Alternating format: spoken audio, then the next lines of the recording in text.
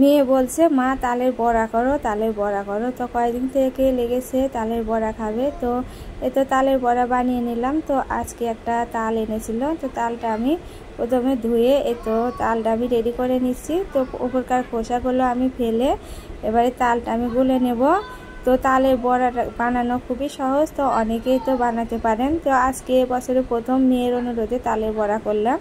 আর শ্রাবণ মাসে তাল খেতে হয়, তো তালের যে কোনো একটা রেসিপি করলেই হলো। তো মেয়ে বলছে আজকে তালের বড়াই করো। আমার তালের বড়া খেতে খুবই ভালো লাগে, খুবই মন যাচ্ছে। মেয়ে তো 8 বছর গেল তো তালের বড়া খাইনি, তো এবার বলছে। তো মেয়ের কথা আজকে তালের বড়া করছি আর আপনাদের সাথে শেয়ার করছি।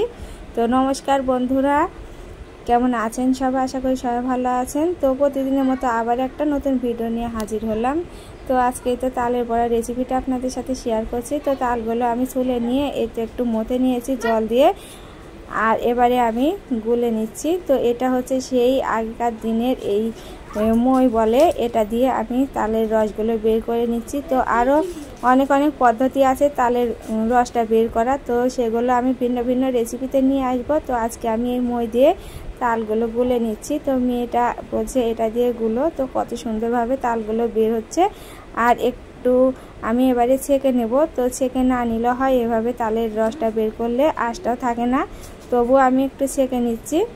তো আমার একটা ব্যাগ ছিল নেটের, তো এই নেটের ব্যাগ দিয়ে ছেঁকলে খুব ভালো হয়, আঁশগুলো খুব ভালোভাবে এর মধ্যে থেকে যায় এবং চিপাটা অনেক সুন্দর হয়, দেখে বুঝতেই পারছেন। তো আমি তালগুলো এভাবে ছেঁকে নিলাম, আর তালটা অনেকটা সুন্দর, রস অনেকটাই বের হয়েছে। তো এবারে আমি বড়ার মধ্যে কলা ব্যবহার করব, সেজন্য কলাগুলো আমি ছুলে নিচ্ছি। অল্প অল্প উপকরণই আজকে এই তালের বড়ার জন্য দিয়েছি, তো বেশি উপকরণ লাগে না, শুধু এতে তাল আর এতে কলা ছুলে নিলাম। আর এবারে ময়দা দিয়ে নিব। তো অল্প উপকরণ দিয়ে আজকে তালের বড়া করলাম। তো তালের বড়া করতে আরও অনেক ভিন্ন ভিন্ন স্বাদের জিনিস দেওয়া লাগে, তো এগুলো দিয়ে আজকে তালের বড়াটা করছি। তো এভাবে তালের বড়া করলে খুব সহজে করা যায়, খেতেও ভালো লাগে। তো কথায় বলে যত গুড় তত মিষ্টি। তো যাই হোক, আমি আজকে এই উপকরণ দিয়ে তালের বড়া করছি। তো এর মধ্যে আপনারা গুঁড়া দুধও দিতে পারেন, তো আমার কাছে গুঁড়া দুধটা ছিল না, সেজন্য আমি এই উপকরণ দিয়ে আজকে তালের বড়াটা করছি। তো আমার তালের বড়া মাখানো হয়ে গেছে। পরিমাণ মতো ময়দা আর চিনি দিয়ে আমি ময়দাটা তৈরি করে নিলাম তাল দিয়ে মাখিয়ে। তো এবারে আমি ভেজে নেব। এভাবে গোল গোল করে দিয়ে আমি তালের বড়াগুলো ভেজে নিচ্ছি।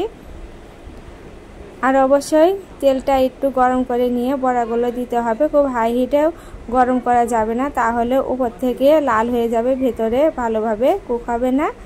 তো অল্প হিটেই বড়াগুলো ভেজে নিলাম, আর লাল লাল করে আমি বড়াগুলো ভেজে নিচ্ছি, দেখে বুঝতেই পারছেন।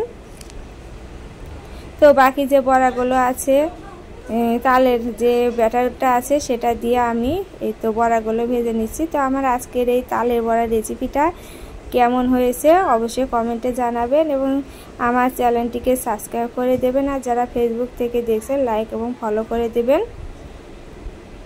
তো খুব সহজ একটা রেসিপি আপনাদের সাথে শেয়ার করলাম, খুব উপকারে আসবে এবং খুব সহজে করে নিতে পারবেন এভাবে তালের বড়া।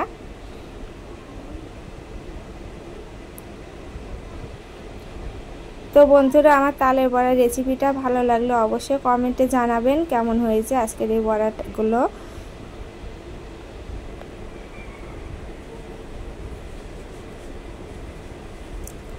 আর তেলটা হাই হিটে দেবেন না, অবশ্যই লো টু মিডিয়ামে করে বড়াগুলো ছেড়ে পরে একটু হাই করে বড়াগুলো ভেজে নেবেন, তাহলে বড়াটা ভেতরে ভালোভাবে ভাজা হবে।